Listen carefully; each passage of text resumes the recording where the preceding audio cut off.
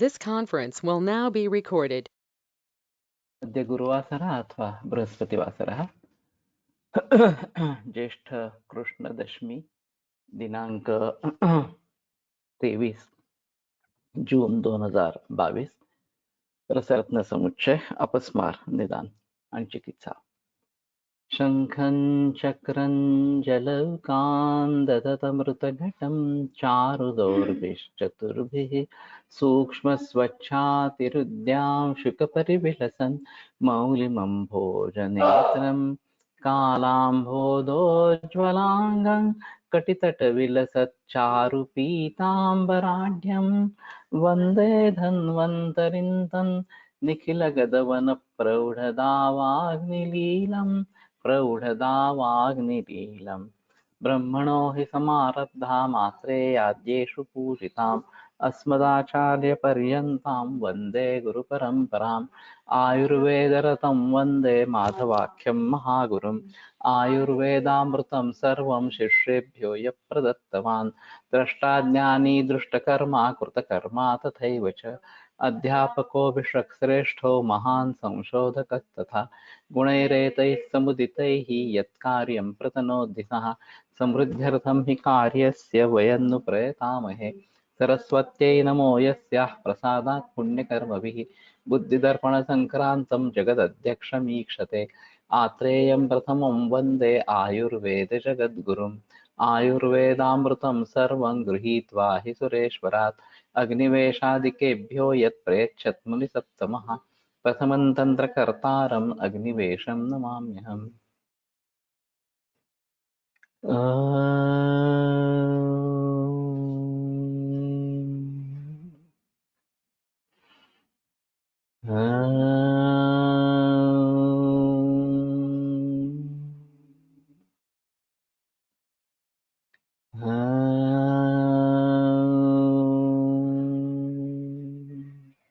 ओम शांति शांति शांति। मूर्छा शरीरस्य भवेत् अकस्मात् गात्रे शुकंपश्च मुखे च फेनः एतन्तु अपस्मारगदं विदित्वा नियोजयेत् पर्पटिकाख्य सूतम। तो अकस्मात शरीर में मूर्छा अगर हो जाती है और शरीर में कंप और मुख में फेन, तो उसको अपस्मार जानकर पर्पटिकाख्य मारत का प्रयोग करना चाहिए। तो बहुत संक्षेप में अपस्मार का लक्षण लिखा गया है कि अकस्मात मूर्छा होती है, कंप गात्र शिर इस प्रकार का होता है, गात्र कंप, और मुख में फेन इस प्रकार का आना, और कभी कभी जिह्वा जो है उसमें पकड़ी जाती है, दांतों में पकड़ी जाती है। पर्पटी रस गुंजे द्वे ब्राह्मी रस समन्विते खादयत रोगिणः वैद्योपस्मारानिलशान्तये अपस्मारानिलशान्तये। तो दो गुंज पर्पटी रस ब्राह्मी रस से समन्वित करके अपस्मार वात के लिए, शांति के लिए रोगी को खिलाए इस प्रकार से। पूर्वोक्त पर्पटी रस दो गुंजा की मात्रा में रमेश रस के साथ वातिका अपस्मार की शांति के लिए प्रतिदिन रोगी को खिलाए। तो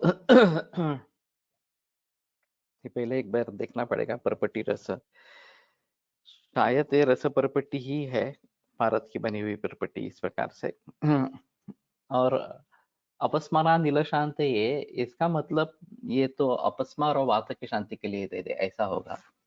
इन्होंने भाषांतर में वातिका अपस्मार की शांति के लिए बताया है, लेकिन अपस्मार और वात दोष इन दोनों की शांति के लिए देना ये ज्यादा बेहतर है। ब्राह्मी शुंठी वचा कुष्ठ नीलोत्पल ससैंधवम पिप्पलीम अपि संचूर्णम ब्राह्मी द्रावेण भावयेत्। तो ब्राह्मी शुंठी वचा कुष्ठ नीलोत्पल सैंधव और पिप्पली, इसका सभी का चूर्ण करके ब्राह्मी रस से भावना दे। सप्तधा नवनीतेन बचेद्विधा घृतम शुचि वराह कर्ण रक्तेन कर्कोट्या नस्य माशय। अरे बाप रे। फिर 7 बार नवनीत डालकर पचन करे, चिप्त्वा घृतम शुचि घृतं शुचौ वाराहकर्णरक्तेन कर्कोट्यानस्त्यमाचरेत्। अजीब है थोड़ा सा। ब्राह्मी, सुंठ, वछा, कुष्ठ, नीलकमल, सेंधा नमक और पिपली ये सभी संचूर्ण ब्राह्मी द्रामेण भावेत। ब्राह्मी रस से भावना दे 7 भाग। सप्तधा नवनीतेन पचेत क्षिप्त्वा घृतं शुचौ, और मक्खन के साथ भावित कर तथा घृत मिलाकर पवित्र पान में पका ले। तो फिर नवनीत की भावना देनी है और घृत की भावना देनी, घृत मिलाकर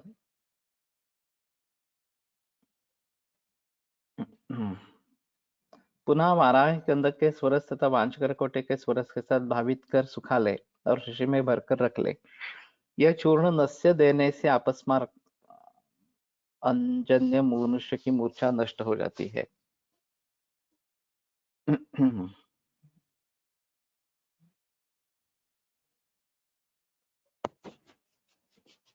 वाराह कर्ण रक्त का मतलब इन्होंने वाराही कंद का स्वरस और वांछकर कोटे का स्वरस कर्कोट्यानस्य माचरे।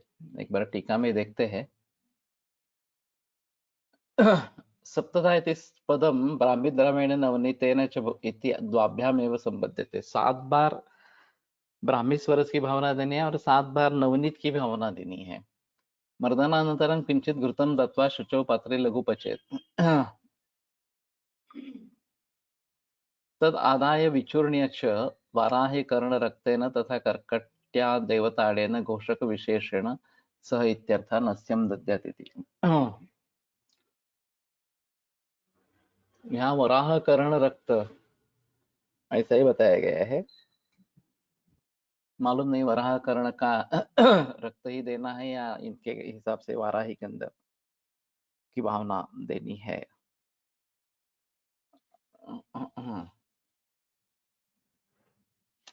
तो घृत डालना है।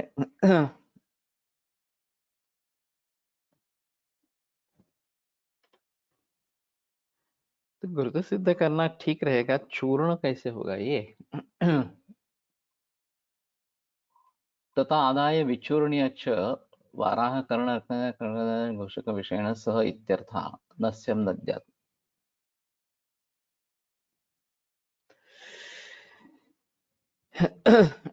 थोड़ा ठीक तरीके से समझ में नहीं आ रहा वास्तव में।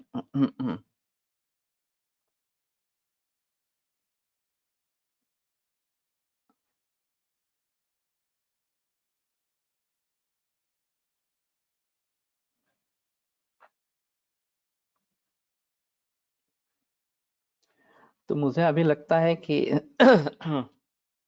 इसका घृत बना ले। ये सब कल का उसके 4 गुना घृत और उसके 4 गुना ये रस, इन दोनों का वाराह कर्ण रक्त और करकोटी,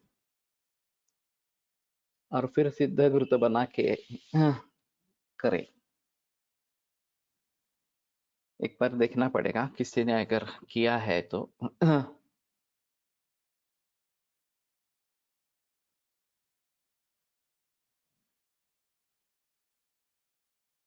सप्तधा नवनीतेन पचेत् क्षिप्त्वा घृतं शुचौ वाराह कर्ण रक्तेन कर्कट्यनस्यमाचरेत्। शुष्कांगवाक्षिम आदाय घृष्टं कांस्यञ्च कम्बलं गोघृतेनायसे पिष्ट्वा अप्यागते नस्यमाचरेत्।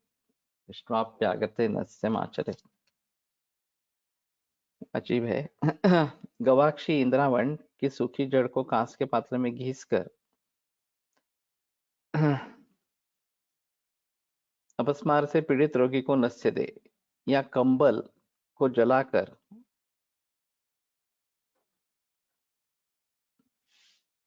तथा लोहे के पात्र में घी के साथ पीसकर मूर्छा आने पर नस्य करे। तो ये इंद्रावण ठीक है।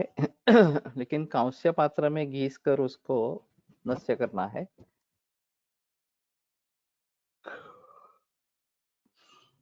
कंबलम जो बताया गया है वो जलाकर बताया, ये तो कहीं मूल सूत्र में नहीं है। कांस्यम कांस्य खंडम एवं आयसम अपि। कम्बलम ऊर्णालोम आगते अपस्मारवेगे उपस्थिते गवाक्षादिद्वयं यथाक्रमं गोघृतेन सह कौंसेलः च भाजने घृष्ट्वा वेगोपस्थितो नस्यं नद्यते।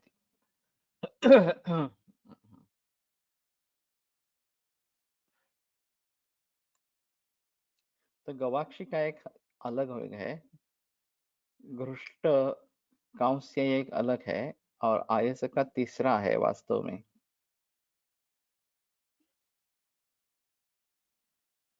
यहाँ इन्होंने घृष्टम कांस्यम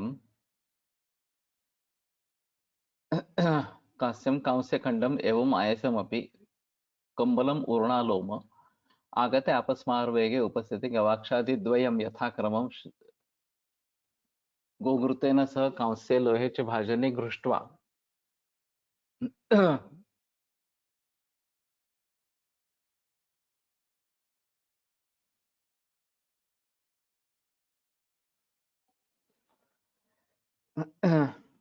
तो गवाक्षी सूखी लेनी है, उसको कांस्य के पात्र में या लोह के पात्र में घृष्ट करके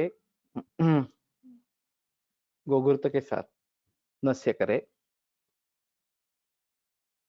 तो ये दो योग हो गए, कांस्य के पात्र में और लोह के पात्र में।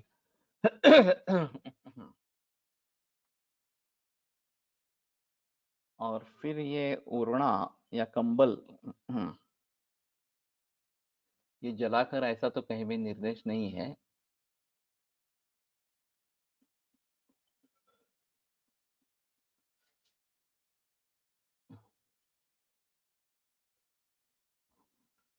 तो शायद ये गवाक्षी के बारे में सोच सकते हैं कि उसका कांस्य लोह पात्र में घी के साथ घर्षण करके उसका नस्य दे दे।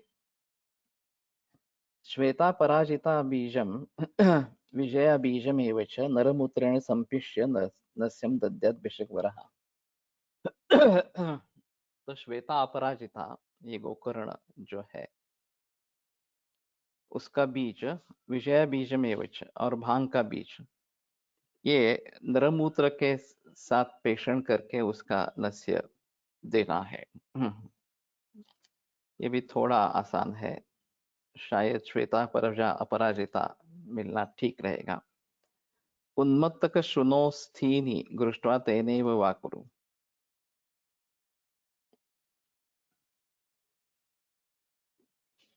अथवा उन्मत्त शुना यानी कि कुत्ता उसकी अस्थि को जल के साथ या नमक के साथ घिसकर उसका नस्यापस्मार करो। घृष्टत्वेनैव, तो एक्चुअली तेनई का मतलब नरम उतरण से होना चाहिए। यहाँ से सेंधा जल कैसे लाया इन्होंने?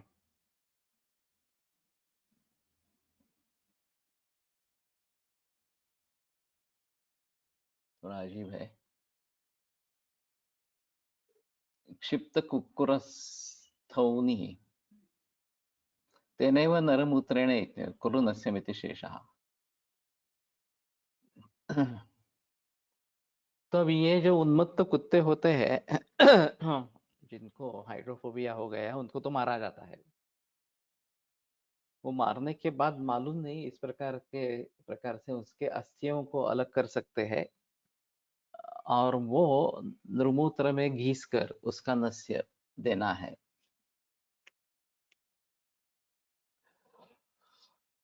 हाँ। श्वेता पराजिता मूलम कर्णे बद्ध्वा सदा बुधा निर्गुंडी मूलकम जग्ध्वा यपस्माराद विमुच्यते।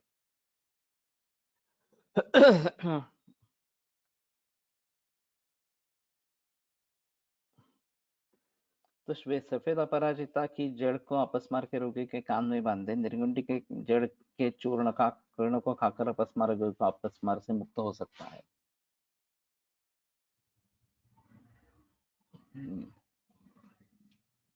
तो श्वेता अपराजिता मिलने में ज्यादा कठिन नहीं है, लेकिन निर्गुंडी तो सभी जगह मिल जाती है।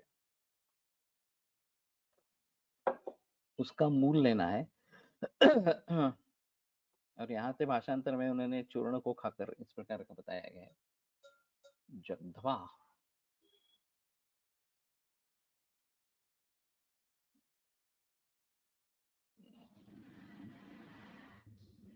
तो ये केवल कान में रखने से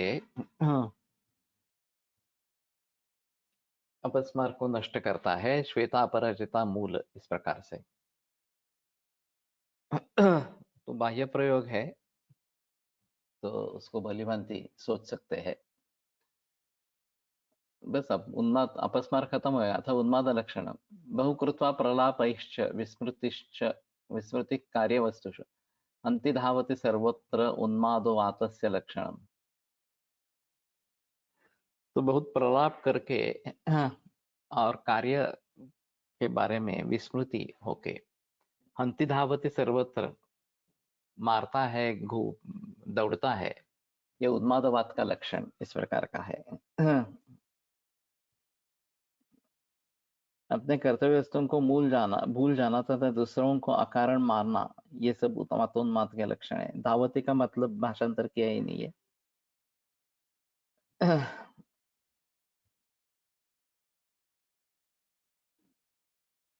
अतः उन्माद चिकित्सा पर्पटेट गुंजाष्टौ दुस्तूराद बीज पंचकम गोघृतेन च संयोज्यम खादेत उन्माद शांतये। तो पर्पटे रस 8 गुंजा धस्तुरात बीज पंचकम।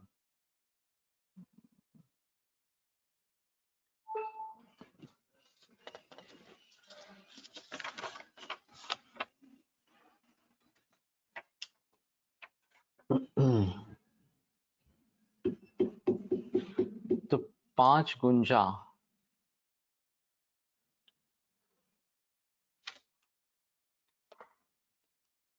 घी में मिलाकर उन्माद रोग की शांति के लिए प्रतिदिन सेवन कराएं। मात्रा का निर्धारण अवस्था एवं समय के अनुसार करना उत्तम है। आधुनिक मात्रा 250 मिलीग्राम प्रारंभ में प्रशस्त है।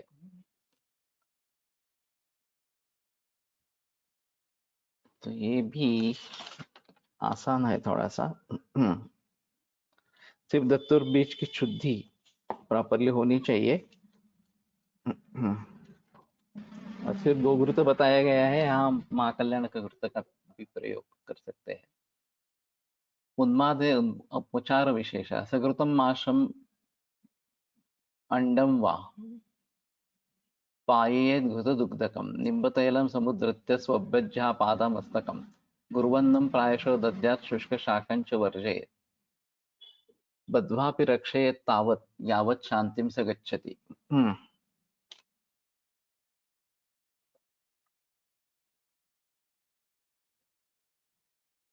माशमंड, माशमंडम नहीं है, माशमंड किया है इन्होंने।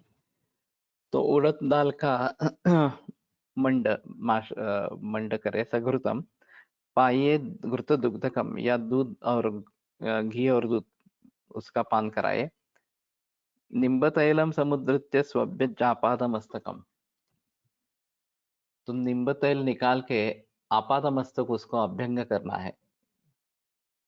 गुरुवन्नम प्रायशो दद्यात्।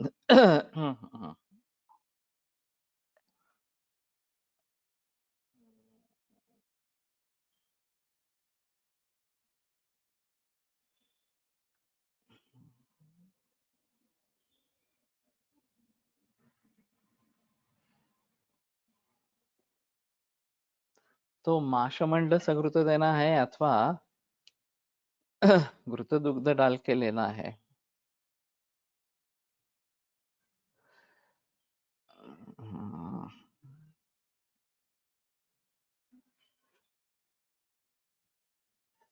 दूध में घी मिलाकर पान कराए, ये भी अलग योग होगा। रोगी नीम का तेल निकाल कर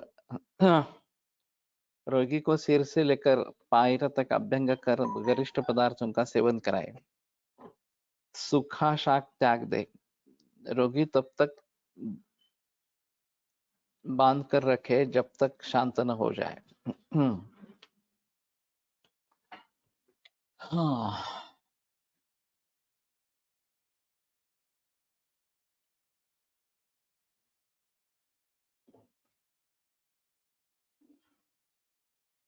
एक बार टीका में देखते हैं। माषतण्डुलकृतं चतुर्दशगुणाम्बुसाधितं यवागुविशेषः। माषतण्डुल न तु केवलम् आशसाधितः, शुकधान्यं विना मंडत्वा संभवात्।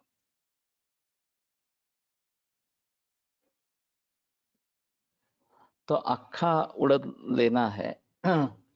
कि माशा तंडुला क्यों बताया, ये भी अलग बात है।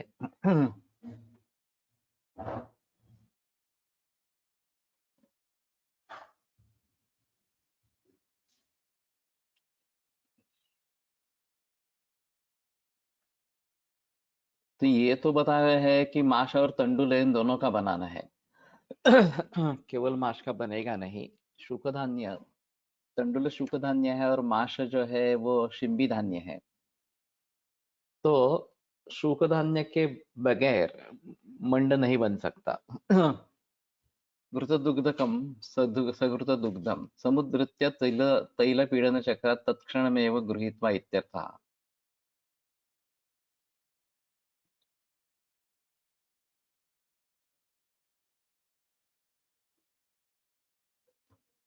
निम्बतैलेन आपादमस्तकं सौभ्यज्य सघृतं माशमण्डं घृतदग्धकं वा पायेदिति अन्वयः।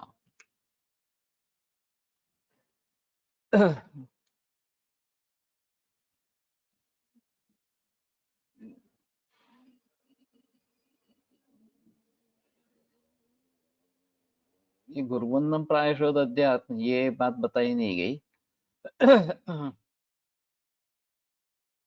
तो मतलब ये होता है कि ताजा नींब तेल निकाले। नींब तेल अभी बाजार में नींब तेल नाम से भी मिलता है और पारिभद्र तेल नाम से भी मिलता है। पारिभद्र जो तेल है वो निम्बोनी का तेल है, बीज का तेल है। और नींब तेल जो है वो नींब पत्तों के द्वारा तिल तेल सिद्ध करके देते हैं। तो यहाँ तो पारिभद्र तेल ही अपेक्षित है। ग्रीन फार्मेसी से नींब तेल मिलते, उत्कृष्ट है। ओके। लेकिन एक बार ये देखना चाहिए कि वो पत्तों से बनाता है तिल तेल या फिर पारिभद्र तेल, इस प्रकार का है। तो यहाँ निम्ब बीज से ही बना हुआ और तात्काल निकाला हुआ इस प्रकार का तेल। अभी यहाँ पे लाकड़ी घाना वगैरह इस प्रकार के कुछ ब्रांड्स है जिसमें सभी प्रकार के तेल मिलते हैं। एरंडी का तेल मिलता है, निम्ब तेल मिलता है, सरसों का मिलता है। या करंज का मिलता है वगैरह वगैरह इस प्रकार से। निंब बीजाचे आहे, घट्ट व उग्रवास आहे। ओके। तो ग्रीन फार्मस में एक बार देखते हैं। वो पुणे की है और नजदीक है यहाँ से वास्तव में। तो उसका अभ्यंग करा के घृत और दुग्ध का पान करवाना है या सघृत माशमंड देना है।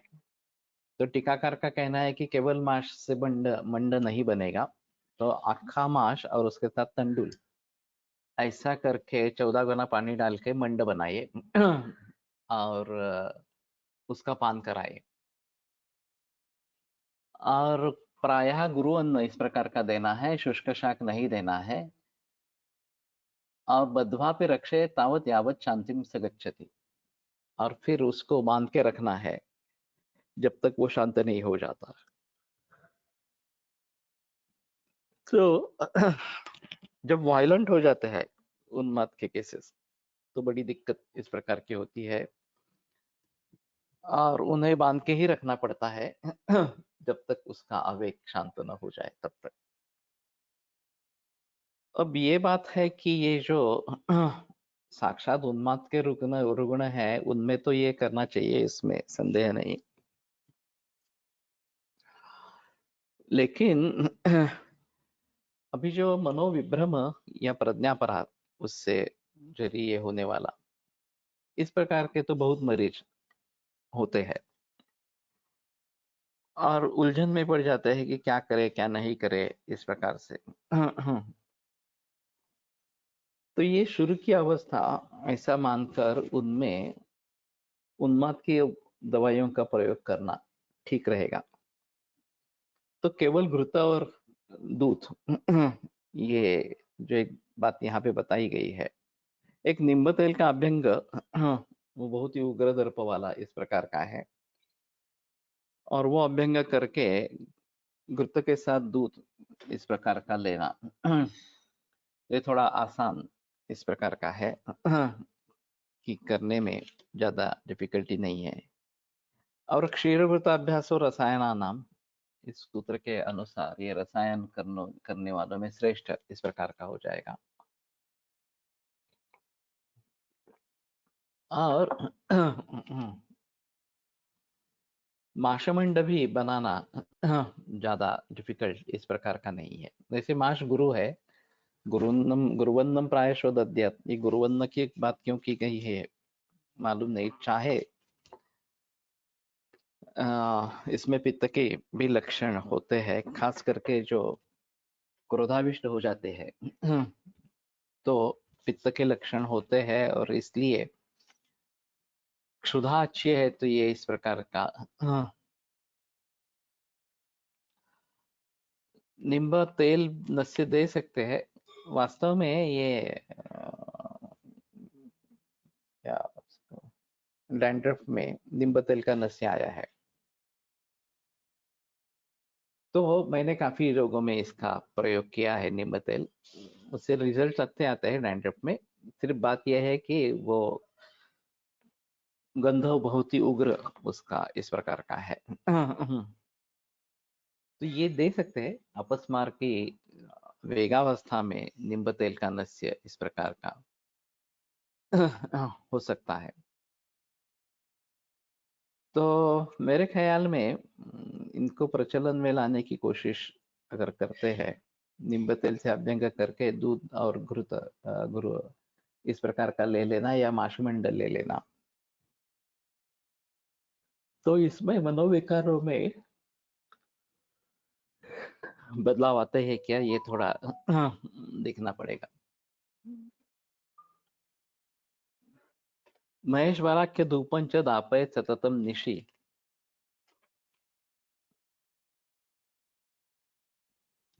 श्रीवेष्टम, ये अलग ही लिखा है यहाँ, दारु बाल्धीकम, मुस्ताकटुक रोहिणी, सर्षपा निंब पत्राणि मदनस्य फलं वचा, भृत्यो सर्प निर्मोकः कार्पासास्ति यवास्तुषाः, गोशृंगम खररोमाणि बर्हि पिच्छं बिडालविट्, छागरोम वृतंचेति बस्तमूत्रेण भावयेत्, एष माहेश्वरो धूपः सर्वग्रह निवारणः।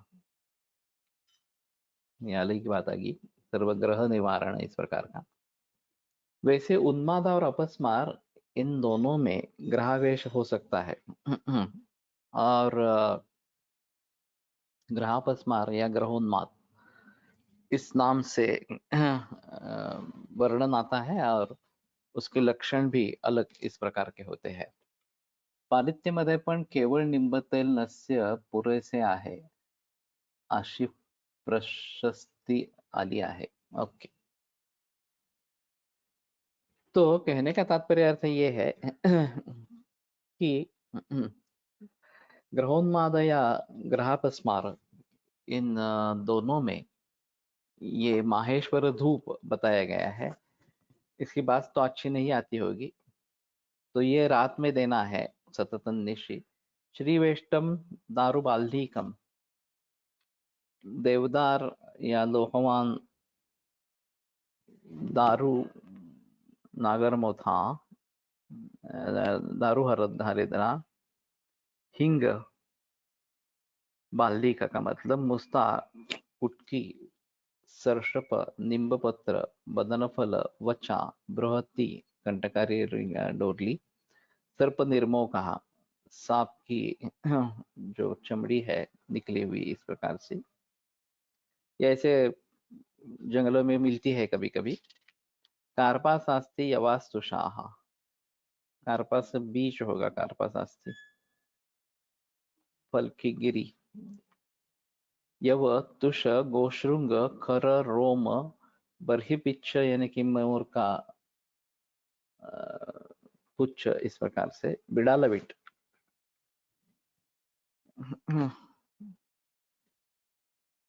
तो कैट या मार्जार उसका पुरुष, ये तो देखा जाता है कि जब मतलब विसर्जन होता है बिड़ाल द्वारा या मार्जार द्वारा, तो वो माटी से ढक देता है। मार्जार जो है वो माटी से अपने पुरुष को ढक देता है, तो वो फिर वहां से निकालना पड़ेगा इस प्रकार से। पालित्य उन्माद संप्राप्तीमध्ये काय सामान्य असेल? ये तो मैं समझता हूँ कि कफ का आवरण दूर करना, ये अहम मुद्दा इन दोनों में इस प्रकार का होगा। और सर्वेन्द्रियाणि येनास्मिन् प्राणा येषु च संश्रिताः यदुत्तमांगमंगानां शिरस्तदभिधीयते, इस सूत्र के अनुसार उत्तमांग है शिर और सभी इंद्रिय वहां पे मौजूद इस प्रकार की है। तो कहने का तात्पर्य अर्थ ये है कि अगर हम इंद्रियों पर काम करना चाहते हैं तो ये नस्य ऑप्शन ज्यादा अच्छा इस प्रकार का रहेगा। और पालित्य शिर से साक्षात संबद्ध इस प्रकार का है। हाल ही में मुझे 2 मरीज ऐसे मिले कि जिन्होंने हेयर ट्रांसप्लांट करवाया था और बाद में कैंसर हुआ। अभी हेयर ट्रांसप्लांट के बारे में मालूम नहीं है कि क्या प्रोसीजर होती है, लेकिन वो दूसरे के किसी के बाल वहां पे इम्प्लांट करना, इसके लिए मुझे लगता है कि शायद ये इम्यूनोसप्रेसेंट दिए जाते हैं, ये डॉक्टर करते हैं। ये जो हेयर ट्रांसप्लांट जो किया जाता है, यहाँ फर्ग्यूसन रोड पे एक हेयर डॉक करके बोर्ड मैंने देखा है, तो वहाँ पे हेयर ट्रांसप्लांट के बारे में बताया गया है। तो एक बार ये इम्यूनोसप्रेसेंट देते हैं क्या, ये दूसरे बाल वहाँ पे जम जाए, इसके लिए ये थोड़ा सा देखना पड़ेगा। लेकिन फिलहाल 2 मरीज इस प्रकार के आए कि जिन्होंने हेयर ट्रांसप्लांट किया था और बाद में उनको कैंसर इस प्रकार का हुआ है। तो ये थोड़ा सा गौर से देखना पड़ेगा। कैंसर कोणता झाला, डोक्यावरील त्वचेचा की अन्य? शिर का नहीं है, दूसरा किसी है। अभी एक बार फिर से उन केसेस को देखेंगे कि मैंने बताया था उनको कि एक बार पूछताछ कर लो कि दवाइयाँ कौन सी प्रयोग में लाई थी इस प्रकार से, क्योंकि ये तो नया नया टेक्निक है हेयर ट्रांसप्लांट इस प्रकार का। आगे चलकर देखना पड़ेगा। लेकिन किसी भी ट्रांसप्लांट के लिए इम्यूनोसप्रेशन देना जरूरी होता है, क्योंकि बॉडी एक्सेप्ट नहीं करती और इसलिए इम्यूनिटी को दबाकर उसके आधार पर ये कर देते हैं। और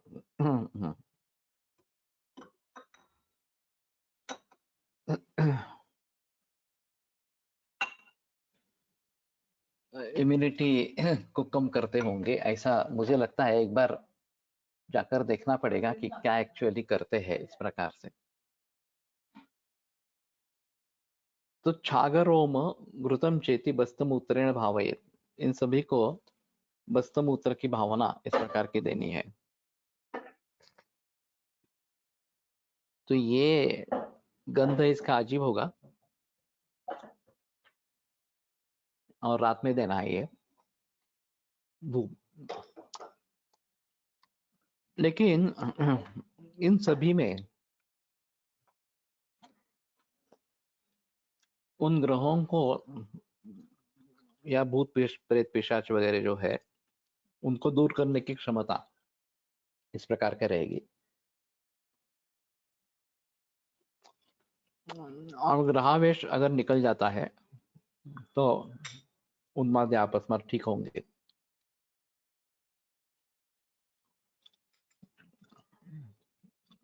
तो मालूम नहीं माहेश्वर धूप किसी का है क्या मार्केट में, एक बार सर्च करो और महेश या शंकर भूतपति माना गया है। तो यह सभी भूत प्रेत पिशाच वगैरह जो है उनका स्वामी शंकर है, तो उन्हीं की उपासना करनी है। मैं ओम नमः शिवाय का जप बताता हूँ। रोगी खुद कर सके तो अच्छा है, नहीं तो उसके रिश्तेदार उसके लिए करे। और अगर कुलदेवत भी शंकर है तो उसका दर्शन करने के लिए कहता हूँ। और दूसरी बात, ये जो दत्त गुरु के जो स्थान है, ये जो नाथ संप्रदाय में बताए गए हैं, जैसे भी गाणगापुर वगैरह स्थान है, वहां जब आरती चलती है तो दृश्य बड़ा संगीन होता है। जिनको इस प्रकार से ग्रह ने पछाड़ लिया हो, इस प्रकार से वो नाचते हैं, कूदते हैं, गाते हैं, बहुत सारा प्रलाप करते रहते हैं। तो उस आरती के समय अस्वस्थ हो जाते हैं। तो उनकी शक्ति, दत्त गुरु की शक्ति या नाथ संप्रदाय की शक्ति, इनके खिलाफ इस प्रकार से काम करती है और कुछ मरीज इसमें से रोग मुक्त हो जाते हैं। तो ये दत्त संप्रदाय या फिर नाथ संप्रदाय और शंकर के इस प्रकार के देवालय, इसमें ये बात हो सकती है। तो थोड़ा उसके बारे में गौर करना पड़ेगा कि ये किस प्रकार से करेंगे। एकस्मिन् देह देशे च तोदं कार्शम चलात्मता हिमस्पर्शश्च दृश्येत एकांगमातस्य लक्षणम। तो ये भी बंद हो गया। उन्माद भी खत्म हो गया। तो इसमें नस्य का ही ज्यादा प्रयोग आया। एक परपटी रस, उसका प्रयोग आया, और ये माहेश्वर धूप बताया गया। उन्माद में तो सिर्फ यही एक बताया, माहेश्वर धूप।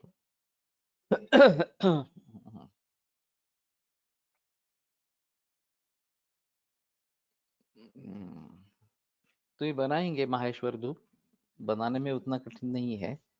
किस प्रकार का होगा, गंध कैसा आएगा उसका, ये भी देखना पड़ेगा। महेश, तो महेश नहीं, कौन मरा, मंगेश तुम हो क्या?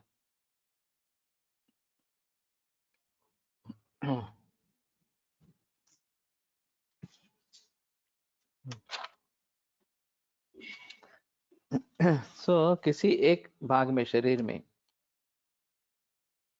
सुई चुभाने जैसी पीड़ा हो, या इस भाग में संपूर्ण शरीर में दुर्बलता, अस्थिरता, या किसी एक अंग की फड़क एवं उसमें शीत स्पर्श होना, ये सब एकांगवात के लक्षण है।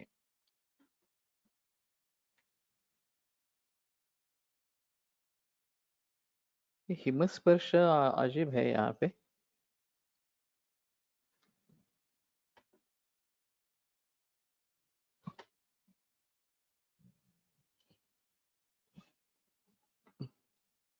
तो बाएं या दाहिने अंग में तोद कार्श चलात्मता,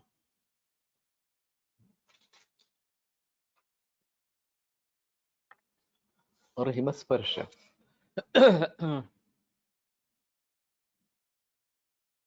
वास्तव में एकांगवात और पक्षवध ये अलग करने चाहिए, ऐसा लगता है मुझे।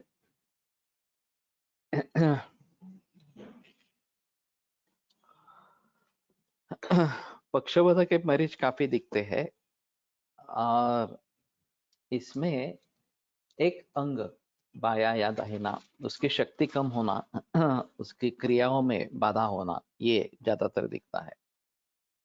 लेकिन कार्य लक्षण काफी दिनों के बाद निर्माण होगा। और चलात्मता, ये तो पार्किंसोनिज्म जैसा लक्षण है। और तोदा और हिमस्पर्श, ये थोड़ा मैं समझता हूँ कि पैरालिसिस नहीं अर्थ लेना चाहिए। पैरालिसिस को एकांगवाद कह सकते हैं, लेकिन एकांगवाद पैरालिसिस ही है ऐसा बताना मुश्किल इस प्रकार का रहेगा। पर्पटी रसगुंजाष्टौ वक्ष्यमाणं च गुगुलुं कर्षार्धं खादेत् साज्यम् एकांगानिलशान्तये। एरंड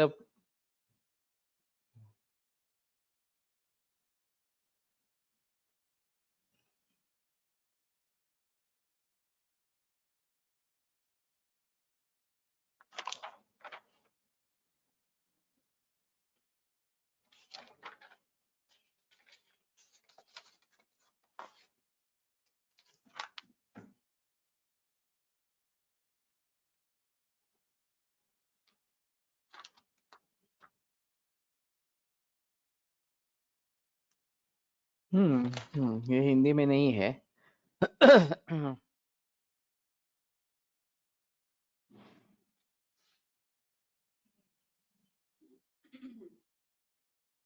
तो ठीक है, यहीं पे पढ़ लेते हैं। पर्पटी रस गुंजाष्टौ वक्षमाणं च गुग्गुलुम, कि पर्पटी रस 8 गुंजा और गुग्गुलु जो है कर्षार्थ, खादेत साज्यम एकांगानिल शांते, ये घृत के साथ उसका प्रयोग करे वात शांती के लिए। पक्षाघात झालेल्या रुग्णात क्रियाहानी झालेला भाग हिमस्पर्श लागतो, काही काही रुग्णातच दिसते पण। ओके। लेकिन पक्षाघात में बायां या दाहिना अंग पूरा समाविष्ट होता है। एकांगवाद में हम कह सकते हैं कि केवल हाथ इन्वॉल्व हुआ, केवल पांव इन्वॉल्व हुआ, या कोई हाथ का भी कोई हिस्सा ही सिर्फ इन्वॉल्व हुआ, इस प्रकार से बात हो सकती है। तो एक अंग इतना ही उसमें रहेगा इस प्रकार से। एरंड वन्नी शुण्ठीनाङ्गुळुच्चाश्च कषायकम् अनुपानाय दातव्यं चणकक्वाथमेव च।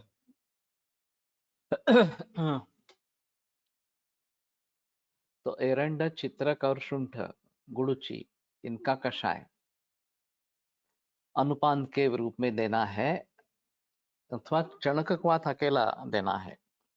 तो चणकक्वाथ वात व्याधि में पहली बार मैं देख रहा हूँ। चणक हम वात बढ़ाने वाला इस प्रकार का मानते हैं, और खास करके वात व्याधि में उसको नहीं देना है, यही बात बताते हैं।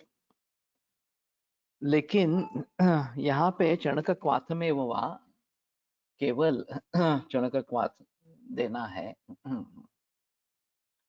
ये भी बात आई है। तो पर्पटी रस ये बार बार आ रहा है, अभी उसके बारे में थोड़ा सोचना पड़ेगा। और वक्षमाणंच गुग्गुलम, आगे जिसके गुग्गुले के बारे में बात की जाएगी, वो कर्षार्थ घृत के साथ एकांगानिल शांति, तो एकांगानिल की शांति के लिए ये देना है। हाँ, और चणकक्वाथ देना है। चणक अगर वात को बढ़ावा देने वाला इस प्रकार का है, तो शायद ये भी बात हो सकती है कि एक क्षीणवात के जरिए उत्पन्न इस प्रकार का रोग है, और फिर वात को बढ़ावा देने के लिए चणकक्वाथ का प्रयोग इस प्रकार का करना है। तो जहां भी ये होता है वहां क्षीणवात है या फिर आशापकर्ष गति है, ऐसा कुछ सोच सकते हैं। और एरंडबंदी, शुंठी, ये सब सामासिक शब्द में आए गए, एक शब्द में एक सामासिक शब्द बना है। तो इन सभी का इकट्ठा प्रयोग करना है। गुरुची अलग से प्रयोग कर सकते हैं, और चणकक्वाथ अलग से प्रयोग कर सकते हैं। या फिर एरंडादि गुरुची तक एक योग और चणकक्वाथ का दूसरा योग, ये भी बात हो सकती है। यह वैद्य अंदनकर की किताब है, और उनका कहना है कि पक्षवध ये क्षीण दोष के जरिए निर्माण होता है। तो क्षीण दोष जनित व्याधि वगैरह के बारे में उनकी किताब फेमस है। और कोलटकर सर का ये कहना था कि जब पूरी तरीके से अनशन हो जाता है तो दोष भी वास्तव में आहार से ही निर्माण होते हैं। तो शुरू में वात प्रकोप होता है अनशन के जरिए, लेकिन वात को निर्माण करने वाला भी अन्न नहीं आ रहा, तो बाद में वात का भी क्षय होने लगता है। और लिंगं क्षीणे निलिंग से साधोल्पम भाषिते हितम, कि वात अगर क्षय हो जाए वात का तो साधः अल्पम भाषते हितम, अंगसाध हो जाता है और बोलना क्रिया ये सब कम हो जाती है इस प्रकार से। तो ये सभी को ध्यान में रखते हुए ये क्षीणवात के लक्षण उसमें दिखाई देते हैं, ऐसा है।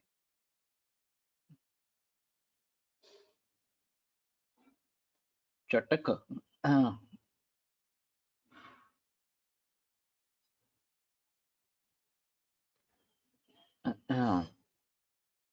लेकिन टीकाओं में देखते हैं शतावरी गुग्गुलु योगराज गुग्गुलु द्वयोः एकतरः वा रसपर्पटि गुग्गुलुञ्च एकद्यमेव प्रयुञ्जीत चणकक्वाथमेव इत्यत्र चकारो वार्थे एरंडादिनां क्वाथा चणक क्वाथा वा अनुपानं कुर्यात्। यहाँ पे चणक ही बताया है, चटक तो ही नहीं लगता।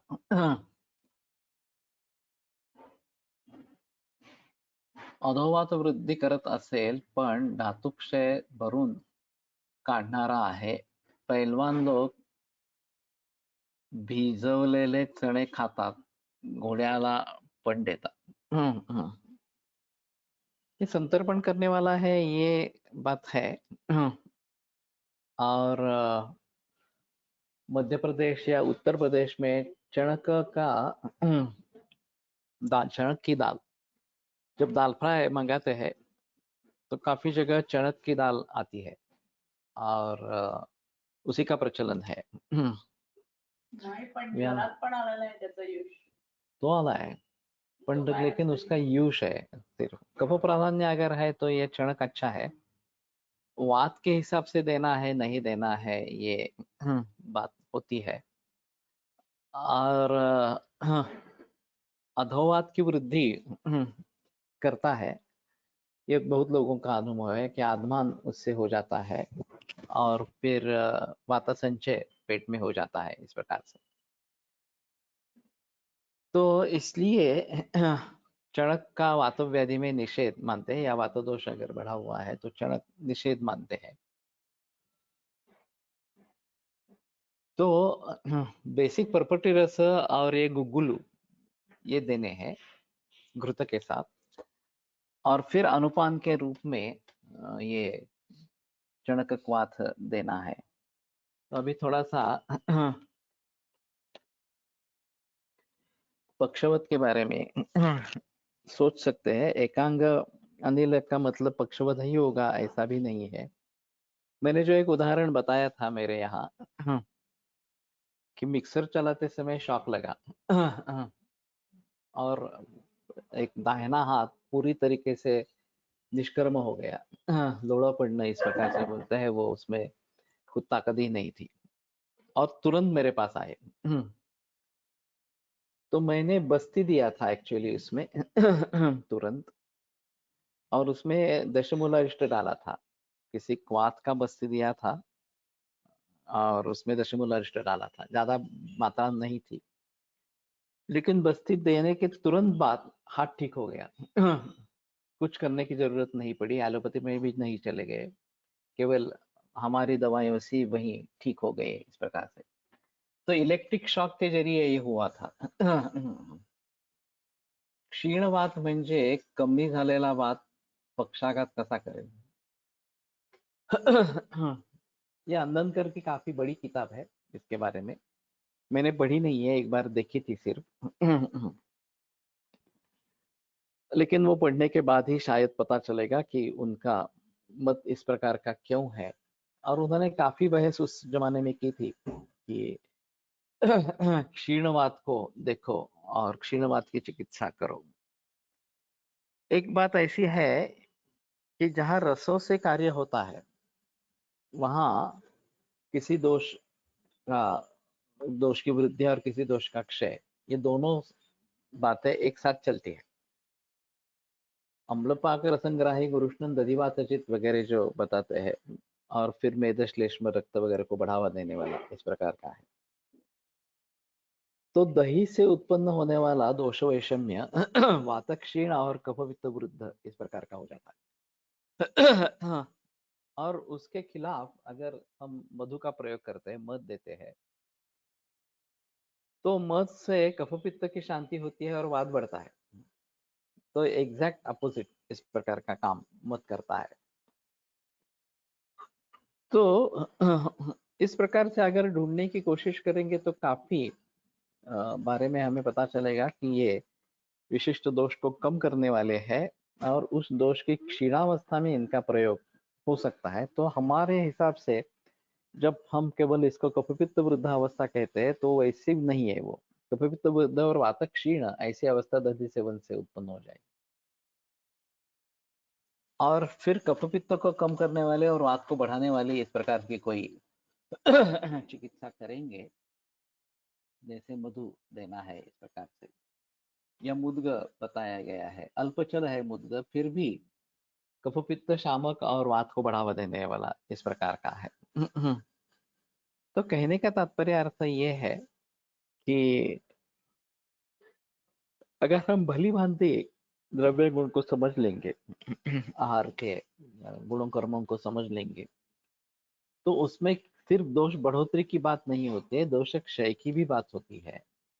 और वो ध्यान में रखते हुए उस दोष को बढ़ावा देने वाली चीजें हम समझकर या ना समझकर प्रयोग करेंगे तो दोषावस्था फिर से सम हो जाएगी।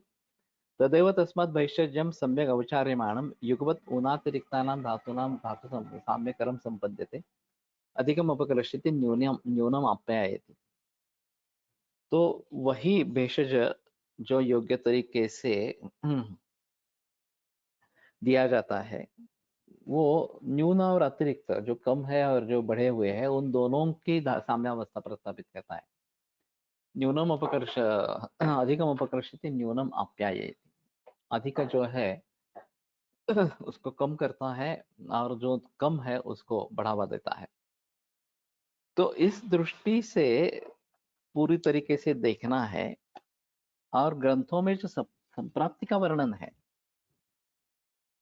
वो तो वृद्ध दोषण के जरिए बताया गया है, लेकिन जितने दोष भेद वृद्धि के कारण होते हैं उतने ही क्षय के कारण भी होते हैं।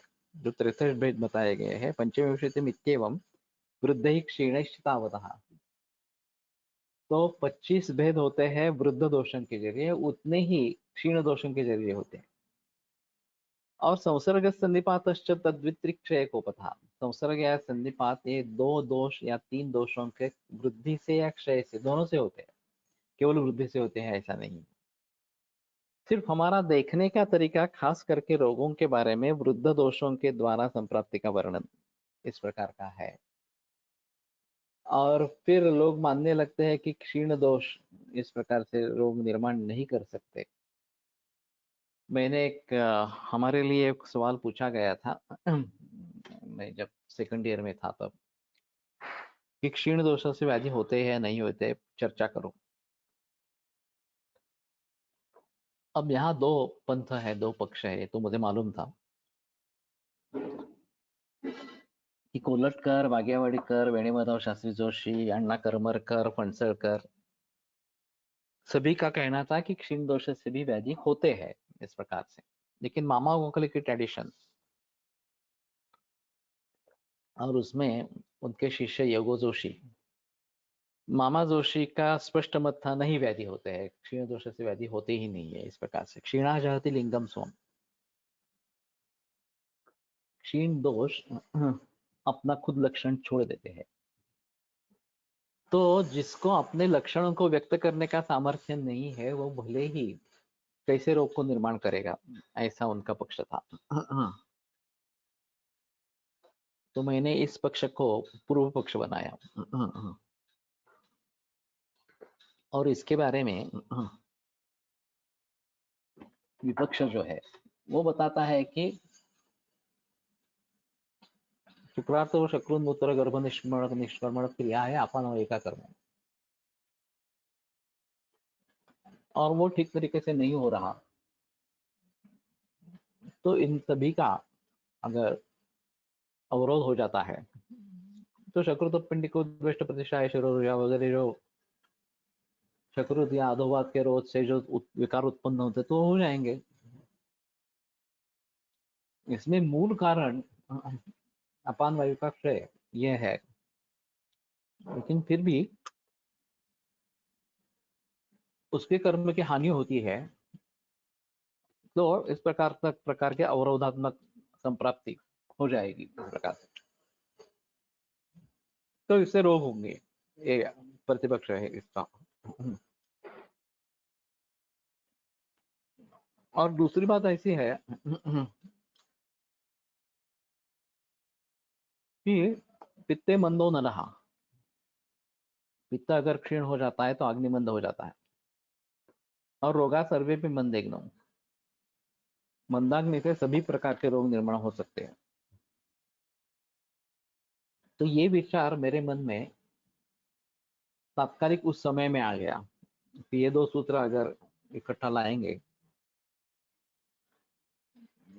तो काफी अलग अर्थ निर्माण होगा, और क्षीण दोष से सभी रोग निर्माण हो सकते हैं, ऐसा इस सूत्र का अर्थ हो सकता है।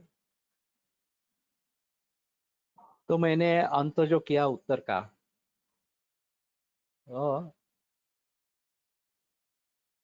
ये नीचे दिए हुए दो सूत्र काफी अच्छे हैं, उनको साथ में जोड़ लेंगे तो क्षीण दोषों से सभी प्रकार के रोग निर्माण हो सकते हैं, ये बता सकते हैं। ऐसा करके मैंने वहां पे आंसर पूरा किया। बाद में मुझे लगा कि शायद यगो जोशी अगर एग्जामिनर होंगे तो ये सहन नहीं कर पाएंगे कि इस प्रकार के उनके विचारों को तोड़ना इस प्रकार से। वो तो अपने बहुत आग्रही रहते थे अपने विचारों पे। मैंने सोचा मैंने काफी गलती की है, लेकिन पेपर देकर मैं बाहर निकल गया था, रिजल्ट आया, मैं पास हो गया वो अलग बात है, लेकिन ये जो मुद्दा मैंने वहां पे उठाया था वो काफी गंभीर मुद्दा है, और कोई भी इस बात को टाल नहीं सकता। तो दोनों ग्रंथों के ही सूत्र है, पित्त क्षय होने से अग्नि मंद होता है और अग्नि मंदे से सभी रोग निर्माण हो सकते हैं। तो इन सूत्रों को भली भांति ध्यान में रखे, ये बेहतर ऑप्शन इस प्रकार का रहेगा। ठीक है, कल आगे बढ़ेंगे। आयुर्वेद प्रकांडो निगदित इह हि शल्यतंत्र प्रधानः, शिष्येभ्यः शाश्वतोऽयं निखिलजनकृपा व्याप्तचित्तेन येन आयुर्वेदस्य वाञ्छन् पुनरपि भुवने तां च सुष्ठु प्रतिष्ठां श्रेष्ठं धन्वन्तरिं तं प्रणमति च सदा वैद्यवर्गो हि नूनम् वैद्यवर्गो हि नूनम्।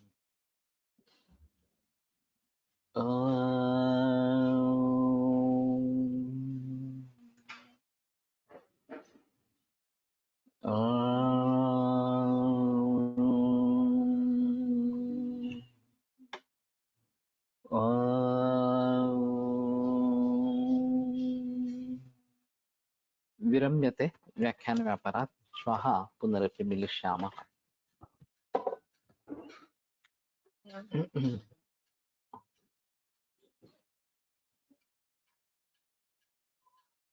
हाँ कर फोन।